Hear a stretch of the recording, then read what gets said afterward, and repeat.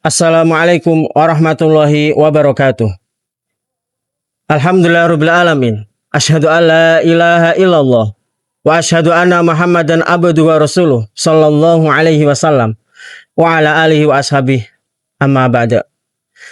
Puji syukur kita panjatkan kehadirat Allah Subhanahu wa taala yang telah memberikan kita rahmat hidayahnya. Salawat dan salam kita curahkan kepada Nabi besar Muhammad sallallahu alaihi wasallam beserta para keluarganya, sahabat-sahabatnya hingga sampai hari kiamat. Kaum muslimin, muslimat dimanapun Anda berada, ada sunnah-sunnah yang harus kita kerjakan dalam melaksanakan Hari Raya Idul Fitri. Termasuk di Hari Raya Idul Fitri, kita disunahkan oleh Nabi supaya sebelum kita berangkat melaksanakan Idul Fitri, berangkat melaksanakan sholat, kita diperintahkan untuk makan terlebih dahulu. Seperti halnya Nabi, karena Rasulullah sallallahu alaihi wasallam la ya'du yaumul fitri hatta ya'kula tamarat. Nabi pada saat akan melaksanakan sholat Idul Fitri, yaitu Nabi makan beberapa butir kurma terlebih dahulu. Itulah menjadi sunnah bagi kita untuk membedakan setelah kita melaksanakan bulan Ramadan, kemudian dilanjutkan kita bisa merayakan Hari Raya Idul Fitri. Selanjutnya, di dalam saat melaksanakan sholat Idul Fitri, kita disunahkan juga untuk berangkat dan pulang dengan melewati jalan yang berbeda. Seperti halnya Nabi melaksanakan berangkat dan pulang dari sholat Idul Fitri juga berjalan di jalan berangkat dan pulangnya dengan jalan yang berbeda. Karena Nabi sallallahu alaihi wasallam idza kana yaumu id khalafat thariq. Nabi pada saat Hari Raya Idul Fitri, Nabi menyelisihi jalan. Artinya antara berangkat dan pulang juga berbeda jalannya. Selanjutnya, pada saat momen Hari Raya Idul Fitri, kita diperintahkan oleh Nabi supaya bersilaturahim. Dengan momen Hari Raya Idul Fitri inilah, kesempatan inilah, kita bisa melaksanakan menyambung famili kita, saudara-saudara kita. Yang dimaksud dengan menyambung famili, kita bukan untuk saling berkunjung, tetapi dengan adanya silaturahim adalah yang familinya terputus. Artinya keluarga-keluarga kita, sanak saudara kita yang lama tidak tersambung. Maka di hari yang baik ini, di Hari Raya Idul Fitri ini, kita harus bisa melaksanakan, usaha untuk melaksanakan. Supaya dengan harapan pada saat silaturahim di hari yang baik ini dan penuh barokah, kita juga mendapatkan fahala-fahala. Termasuk keutamaan yang kita dapatkan pada saat kita bisa bersilaturahim.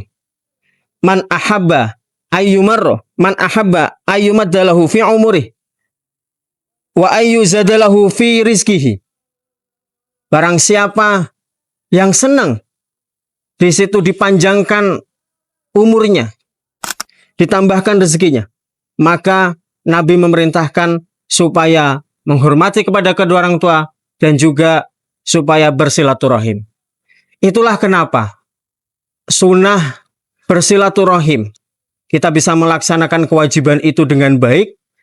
Kemudian selain daripada melaksanakan perintah, kita juga mendapatkan tambahnya rezeki kita dan juga Allah akan memanjangkan umur kita.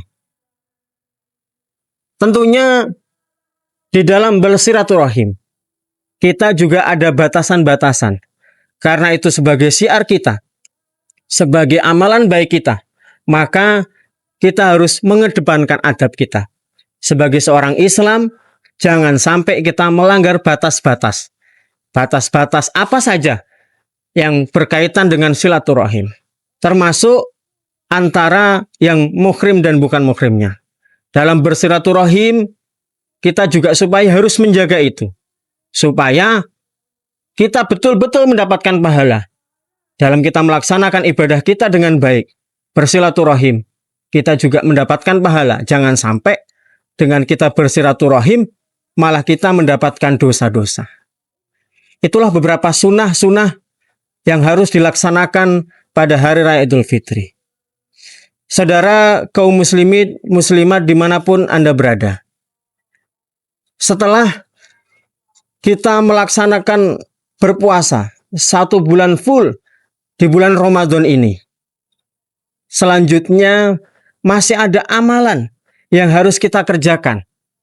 Sebagai perintah dari Nabi Rasulullah Sallallahu Alaihi Wasallam bersabda, "Man shoma Ramadana, thumma atba'a sitan, thumma atba'ahu sitan min Syawal, kana kasyamud dahr." Barang siapa yang berpuasa di bulan Ramadan, kemudian dia ikutkan berpuasa 6 hari di bulan Syawal, maka pahalanya sama saja kita berpuasa 1 tahun penuh. Itulah beberapa hal termasuk sunnah-sunnah di bulan suci Ramadan yang harus kita kerjakan. Kemudian kita lanjutkan dengan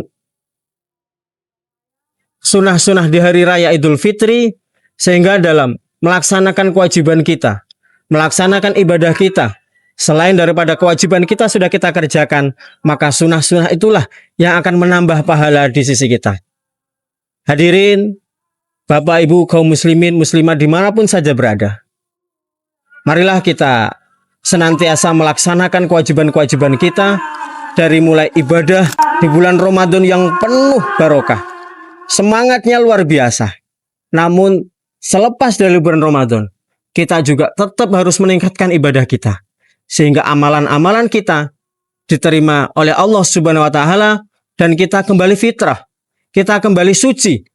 Kemudian kita bisa beramal baik terus untuk mendapatkan ampunan dan surga dari Allah. Demikian yang bisa kami sampaikan dalam tausiah pada kesempatan kali ini. Semoga Allah paring manfaat dan barokah. Saya akhiri. Wassalamualaikum warahmatullahi wabarakatuh.